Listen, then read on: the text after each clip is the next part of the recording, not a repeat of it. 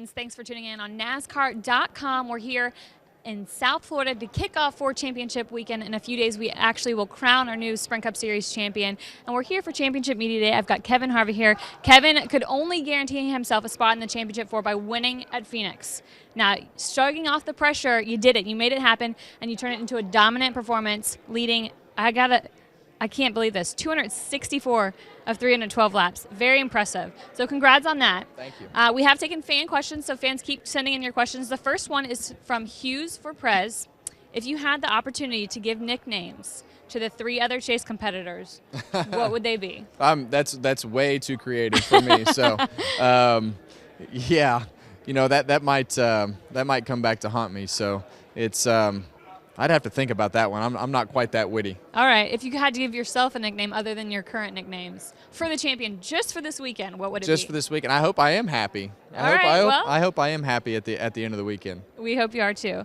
The next question comes from Joe Uribe too.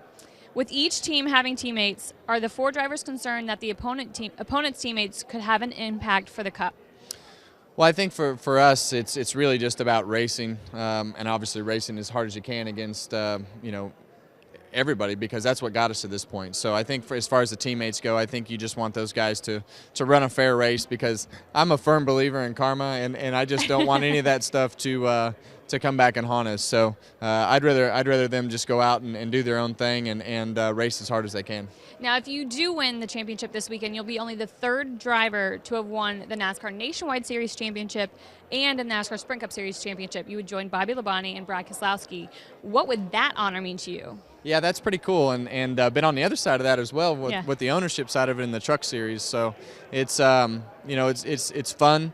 To win championships and be a part of winning championships, because really that's what we're here to do. We want to win races, but in the end, you want that championship trophy. So that'd be pretty cool. And the winning driver, the driver that wins a championship, doesn't necessarily have to win the race. But how much more, impressive would it be to take home not only the Sprint Cup Series trophy, but the championship flag at Homestead Miami Speedway? Well, it'd make for an interesting victory lane, yeah. For sure. So I think as you look at the race and you look at the approach that we've taken all year to our number 4 Budweiser and Jimmy John's team, I think you have to go out and try to do the same things that you've done, and that's try to win. Rodney always tells us, I want to win practice, I want to qualify in the pole, and I want to win the race. So he has high expectations. Obviously, that's hard to do. We've been able to accomplish that a few times this year, but that's really going to be the focus this week, is to try to get our car as good as we can in practice, qualify as well as we can, and try to win the race on Sunday. Now, this could be the 2nd Sprint Cup Series championship for Stewart-Haas Racing. Obviously, Tony Stewart taking the championship in 2011. What has your teammate and team owner given you in terms of words of encouragement? Yeah, for me, it's been great, because that's one of the biggest reasons I came to SHR, was to have a teammate like Tony Stewart, who has won 3 Sprint Cup championships, and obviously Kurt came on late and has won a Sprint Cup championship as well. So when you have that experience, and just when I got done with Victory Lane and was getting ready to leave, Tony was the first person that I saw, and he was actually sitting in my bus, and he said, all right, here's what we're going to do, and here's how you're going to do it, and here's how I want you to approach things. So it's great to have that experience. It's great to have a team with that Sprint Cup trophy sitting in the garage that's been relevant over the last few years, and won that championship in 2011 with all the new formats and things that are going on. So it's been fun. Obviously, you got Zippy there too, who's been a part of these things, and pit crew guys have been a part of it. So there's a lot of experience to draw from at Stewart-Haas Racing. Our next question comes from Harvick for Champ. So obviously somebody that hopes to see you. This should be a good one. Yes. Going into Phoenix, how much pressure were you feeling knowing you had to win? Well, I think Phoenix was great for us as a team. I think when you look at the situation and how everybody approached it, and then the outcome of the race, that's way more pressure than this week is going to be, because last week, if you didn't win, you didn't survive to even make it to this week to have a chance to race for the championship. So they know what that pressure is all about. They know how to perform under that pressure, because we proved that we could do that, and I think that's the thing that leading into this week has taken a lot of pressure off of us. Very good. Now I gotta do a little plug here. Sprint's new Family Share Pack offers customers unlimited talk, text, and 20 gigs of data to share up to 10 lines. Now, it is the best value in wireless. Kind of going off that, now that you're at the end of this new chase format, what has been the most valuable lesson that you've learned leading into this weekend? Yeah, that's a great question, but I think in the end, it's really about the people. It's really about the people that you have around you, and I think leading into this week, Monday morning, I saw the experience of the people that I have around me with the planning and the PR and the team.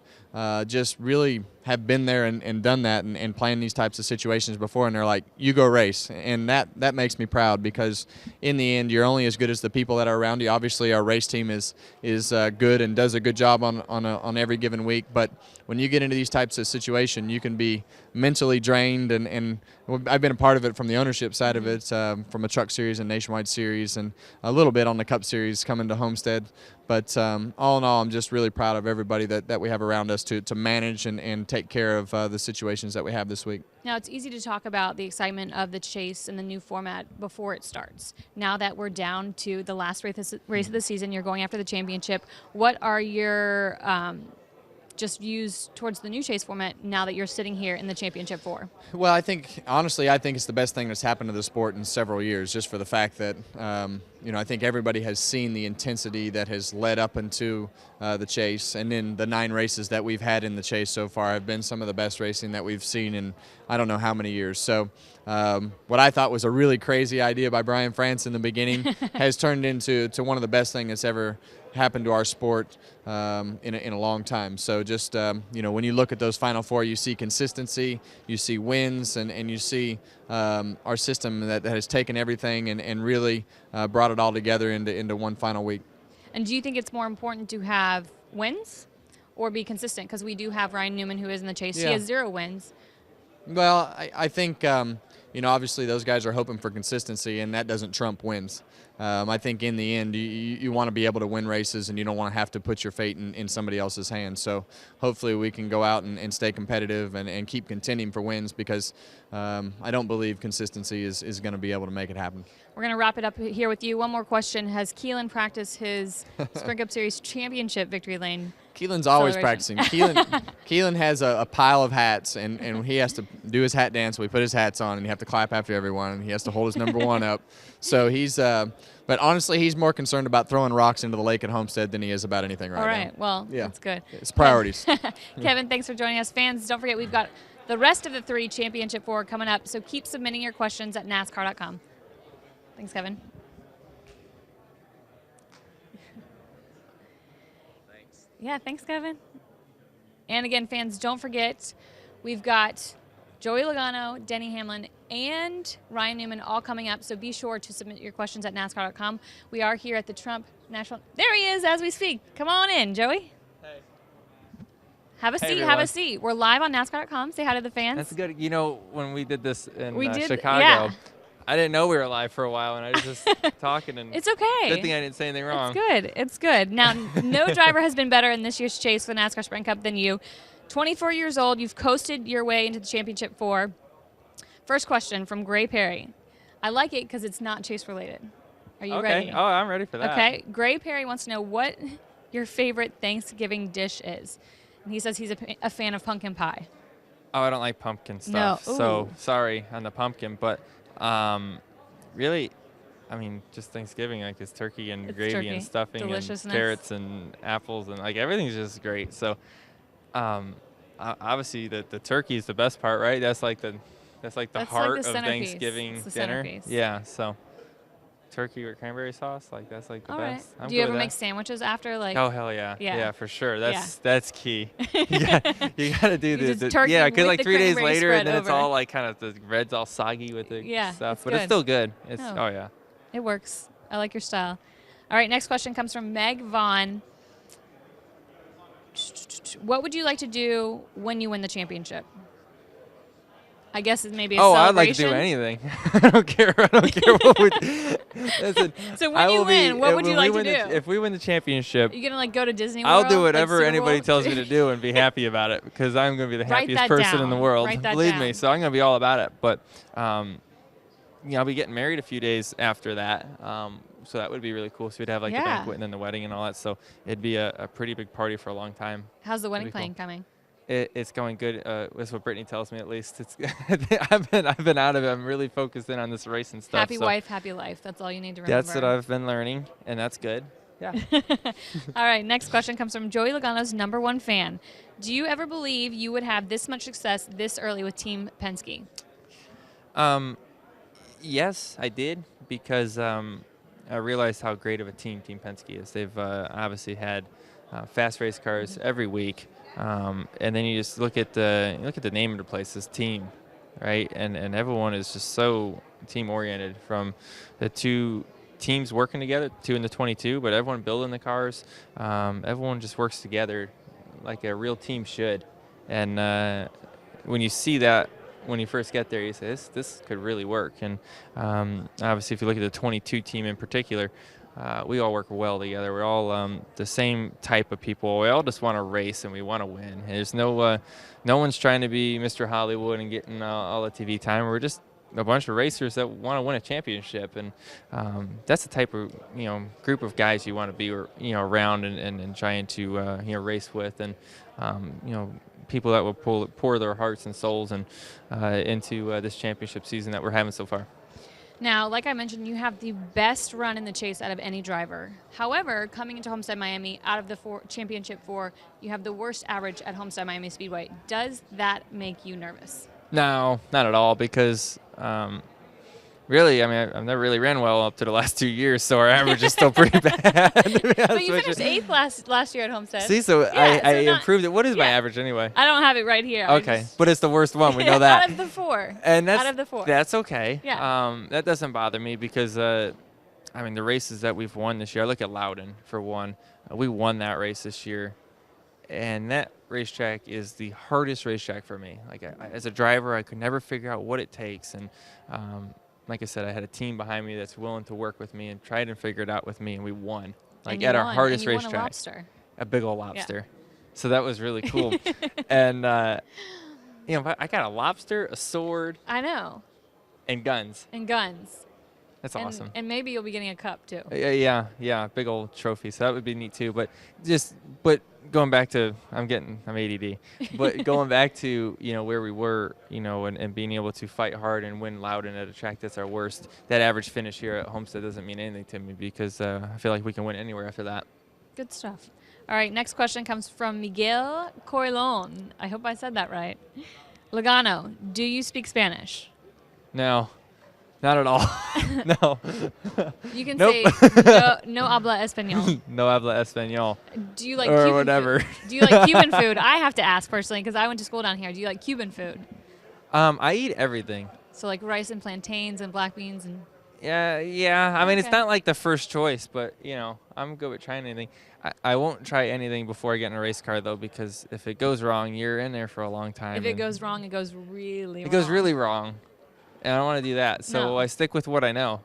All right. When the race starts. Yeah. Now, we had a fan ask Harvick this question, and I have to ask you, because Harvick didn't have an answer for it. If you could give nicknames to any of the other 3 drivers in the Championship 4, what would they be? Yeah. Nothing okay, I should all say. in good fun. Nothing I should say. How's that sound? That's no, I don't know. Answer. I mean, you know what? We're all professionals. We're all. Or we Who try to be. said they have to be bad Who's nicknames? professionals? No, I'm not saying that to be bad.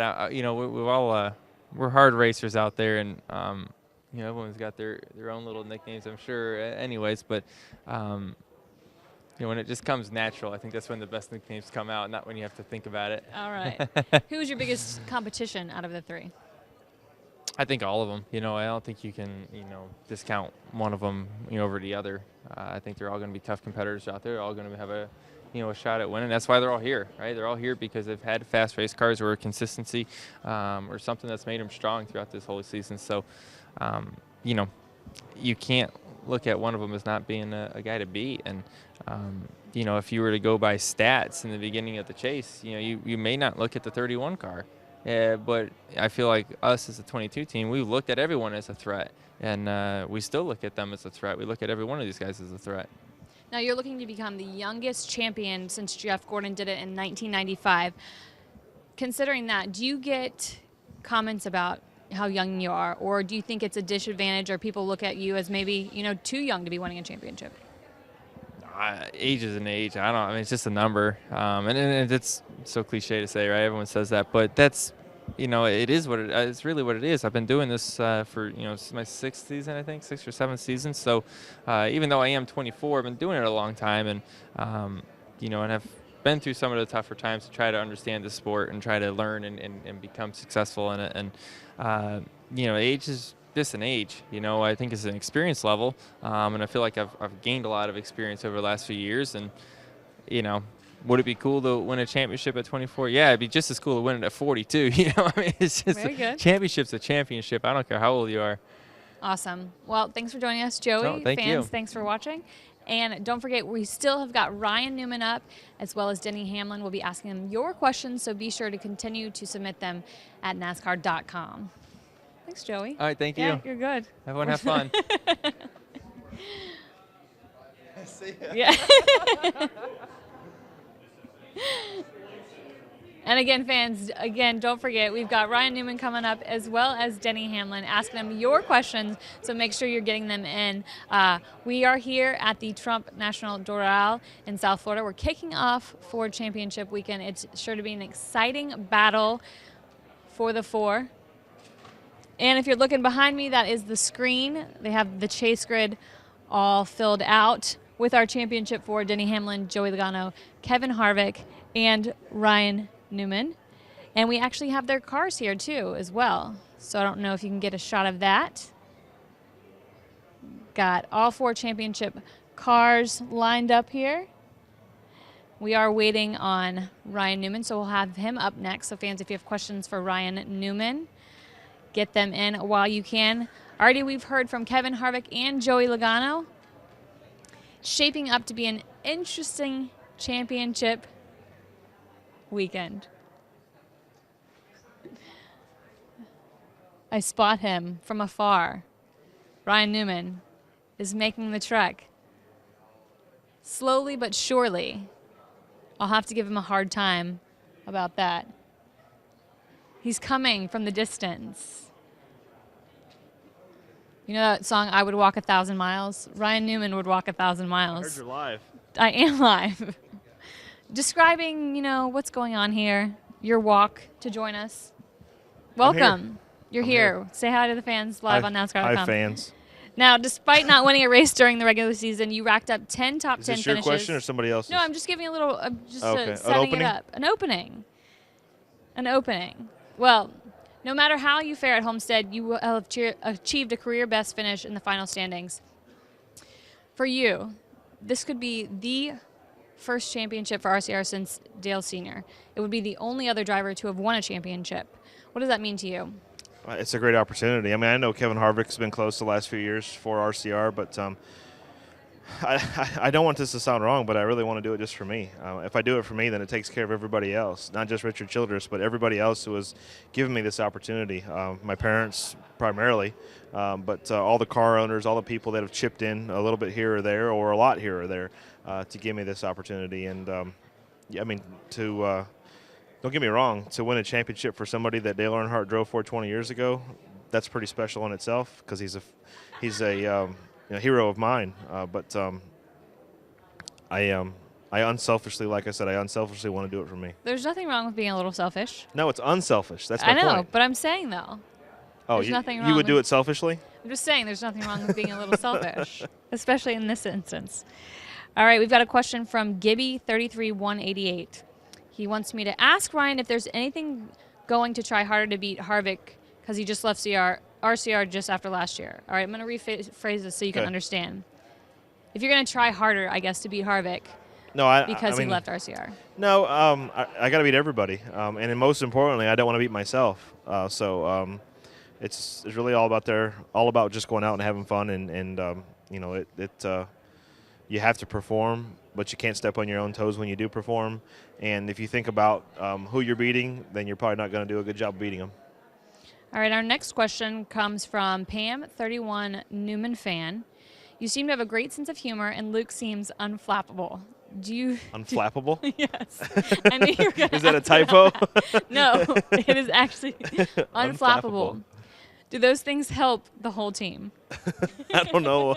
I have to look up Unflappable to know if I have What all did the I tell you? definitions of it. But no, I mean, Luke and I have had a lot of fun. We started the season off away from the racetrack on a snowmobile trip in Utah with some friends, and have had a lot of fun off the track and on the track. And I have yet to rattle him. He has yet to rattle me. We've been pretty even cool with keel with each other and cool, and see no reason to change that. It's if that's unflappable, then we'll keep digging. Hashtag unflappable. All right, our next question comes from James Corretto.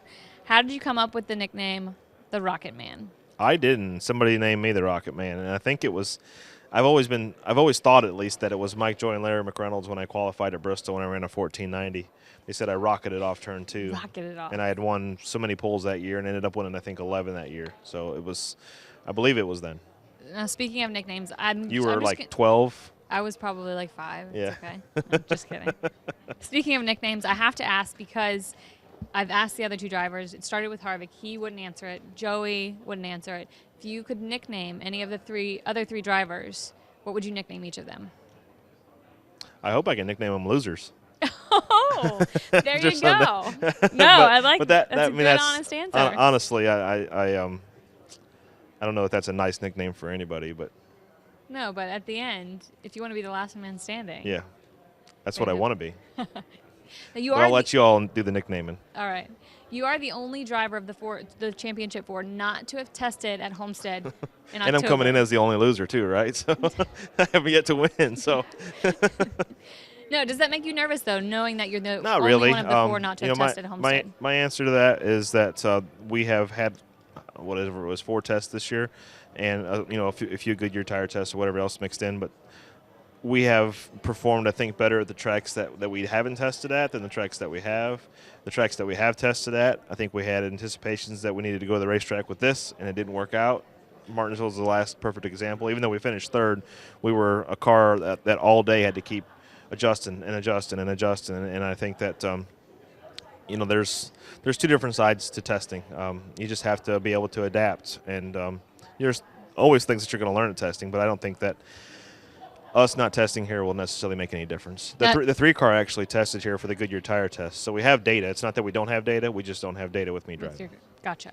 Now you mentioned it yourself, only driver out of the championship 4 not to have a win. I know your stance on it. Consistency is important to you guys. What's been the response to other people in terms of you not having gotten a win and possibly winning a championship? Well, this round here, this championship round, consistency means nothing. It's all about winning, and even if you. Even if you don't win, you have to beat the other 3, so it's still a form of winning. And that consistency, I think, is more biased to the bracket racing, 3-race windows that you have to. I mean, perfect example last weekend, or the last 3 races, Gordon was second, 29th and second, and didn't make it. So you have to have consistency, but not in this championship round. All right, our next question comes from Matthew DeFonte. Ryan, were you feeling nervous on the final lap last week? And if so, why? So were you feeling? I wasn't nervous. I was more frustrated than anything because I was out of time. I knew I needed 1 spot. I knew I was close enough to try to make an attempt.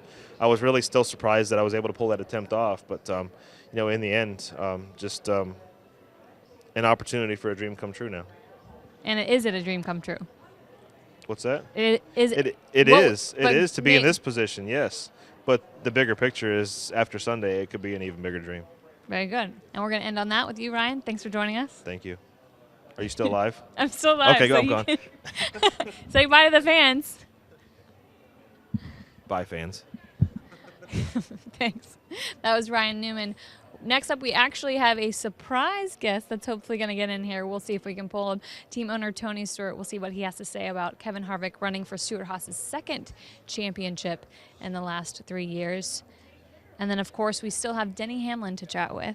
We'll see. We're going to try and drag him away. Yeah. We're live on NASCAR.com. We thought we would pull you while we wait for Denny. You're live too. Thanks for joining us. I'm live 1. I'm live 2. I'm excited to have you here. Some important text you're getting. Well, it's a reporter from the AP is questioning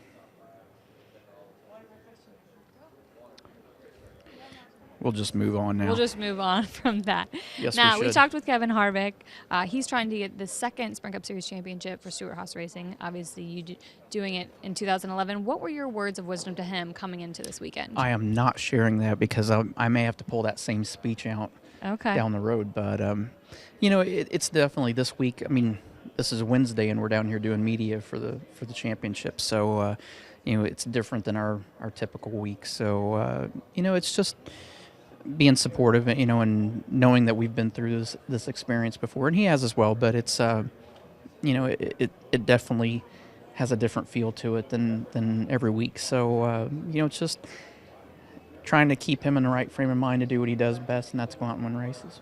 Now, he had to win at Phoenix to be part of the championship four. He talked about what it was like to have you in victory lane and to see you on the bus after as well. For you, describe the feeling in Phoenix, victory lane. Your driver has just made it to the championship. Well, he's not only my driver, he's a really close friend of mine too. So, to see him accomplish his goal of getting to this weekend and, having the opportunity to race for the championship, it's a great feeling. I mean, everybody, this is definitely a lot of pressure this week, but I think more pressure is just getting to this point, and that's where the work has to come into it. So just to be there and to see him accomplish that goal. And, both Charlotte and last weekend, I mean, he had to win. I mean, to go into Talladega and not know if you're going to be in or not, that was, that's a hard weekend. So to win at Charlotte, to win at Phoenix, he's definitely got what it takes to accomplish his goal this weekend. So, I think both of those races in the chase have proven that. And it speaks to the new chase format and just, how competitive it is. Yes. And winning gets you in. For you, not as a driver, but as a team owner, what has been your thoughts on the new chase format? Well, I think we've seen in the last, 3 or 4 weeks just how competitive and how on edge everybody is. It's, there's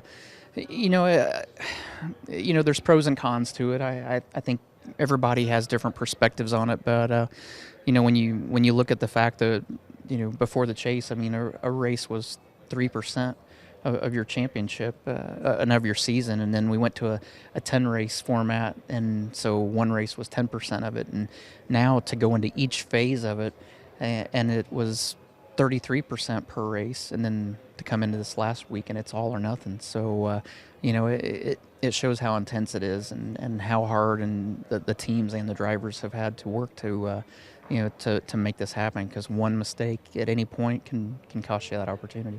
Now, we are live on NASCAR.com with fans watching. We've got a fan question from Tina Loves Tony 1. She wants to know, is Smoke your only nickname? The only ones that we can discuss on air, at least. So, Kate Davis from NASCAR has a couple for me, and that AP writer's probably got a couple too that we don't know about yet. Very good. Well, on that note, Tony, thanks for joining us. Thank you. Next up, we're going to actually welcome Denny Hamlin. So best of luck. Yeah, to you. by the way, he's on his phone too, by the way. So I'll get on to him, too. Yeah. We'll get on to him. Same color. We'll make sure we don't get them mixed up. Thanks, Tony. Yeah, we're rolling in. Yeah, we're live on NASCAR.com. Yep. All right. Thank you. Thank you. How's my hair? Welcome, welcome. Hair good? Solid? Man. Oh, yeah. All right. You good? Yeah. Now, you captured the checkered flag in the season finale at Homestead Miami Speedway last weekend to salvage your streak of notching at least one victory in each of your first 8 full-time NASCAR Sprint Cup Series campaigns. Now, you've won it at the Homestead area track twice. Does that give you more confidence coming to this weekend? Absolutely. I mean, I know what it takes to feel a race-winning race car, and I thought I felt it during the test 2 weeks ago. So we'll all see how it all plays out, but I love my chances, and like I say, you put me in a one-race, winner-take-all format. I like our chances, and like I said, when I tested up here a couple weeks ago, it really went well, and I really felt pretty confident. So we've faced elimination 3 times already through this chase. We overcame every single time, and we just got to do it one more time. Now, we are taking fan questions from NASCAR.com. On the go, JT wants to know, what's the energy at the shop with your teams been this week? Business as usual, or do people have an extra hop in their step? I think an extra hop, because, I mean, there was an opportunity where either both of us could make it or maybe none of us. But I think it's good to have one of our cars in our organization at least have a shot at a championship.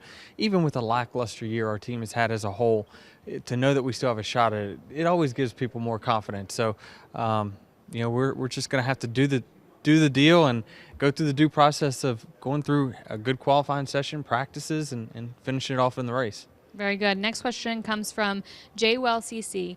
In 2010, you had 8 wins. This year, you only have 1, both times going to Homestead, Miami with the point lead. Which has more pressure? 2010 for sure. When you're deemed a favorite, that is bad news. That is bad thing. So I've been in the position Harvick's been in, where you know, people think that just the fastest car always wins. It doesn't. It doesn't, like 90% of the time in our sport. So it's tough because a lot of times I think that you'll find on Sunday that whoever has the fastest car and is the dominant, he's going to have the toughest strategy of anyone, because everyone else is going to do the opposite of him and put him in a bad spot when it comes to those last restarts if they have fresher tires or older tires. So this is going to be a race and a championship that could be won not only by the crew chiefs but the pit crew members as well, and all 4 of these teams are very deserving. They're all going to do a great job, and I'm sure the fans are not going to be disappointed with the outcome that they see. Very good. Our next question comes from Chris Bream. Denny, does having a championship make or break your career? Do you have to have one before you hang up the helmet? I don't believe so, and that doesn't change my drive. I want to be a champion more than anyone, trust me. But I don't think it defines you as a person. I've one of the highest regarded people in our garage that has ever been is Mark Martin. He's never won a championship. So I think he has the respect of everyone he's ever raced against. And that's who I would model myself after, and he doesn't even have a cup championship. So you just, in my mind, I feel like I want the respect of my competitors, and I want one day, if ever I have an opportunity to Joey. Thank you. He gets a good job from Joey Logano. You know, I want to be in the Hall of Fame one day, and I want people to talk about how good of a person I was on and off the racetrack, not necessarily the accolades. Now, you are potentially the first driver, if you win the championship, the first driver to win a championship and actually miss a race during the season. Richard Petty did it in 1971. Do you attribute the new chase format to still allowing you to be in chase contention despite having missed Auto Club Speedway? That was a tough weekend, and really for me, I thought that our entire year hinged on that one race. And I'm in the infield care center, and I'm trying to do all these eye tests and trying my best to pass them, thinking that I can do this, I can race. And Helton said, this is why we put this format about, and having medical exemptions. Take this weekend off, go out there, win your race, put yourself in the chase, and do what you know how to do. So I thank NASCAR for doing that, and in it, it's the best way to do it. You never know when someone's going to be so sick or ill that they can't drive a race car, but it shouldn't be able to take them out for the entire year. Pro golfers, they pick when they want to compete. Yeah. So I think we do a good job of getting out there each and every week and giving our fans 100%. Very good. Our next question comes from Hamlin for Life. You dance in a YouTube video. They want to know, did you see the video where Jordan danced with NASCAR.com's Matthew Dillner? And if so, what did you think of his moves? We know Jordan has good moves, but of his moves. Well, Matthew is on the other end of this camera, and he's giving the thumbs up. Nice. I think he did a nice, solid job. I don't know how well she was as a teacher, but he's got some moves. He could. I don't know that he's going to get the fan vote as much as Michael Waltrip, because he's not as infamous, but based off of skill, he could probably get to at least week 1.5, 2. All right, we're about to wrap up here. Before you leave, what's going to be your victory dance? We know you can do the Dougie. We saw you do Shake It Off. If you win the Sprint Cup Series Championship, what's going to be your victory dance in victory lane? I don't know. Maybe show it. I think my biggest challenge is if I win a championship, surviving to make it to the banquet. If I still have a pulse by the time I get to the banquet, it will be amazing. Very good. Denny, thanks for joining us. Fans, thanks for joining us on NASCAR.com, not just today, but all season long. And don't forget to tune in all weekend long for the latest and greatest in NASCAR news and notes for Ford Championship Weekend.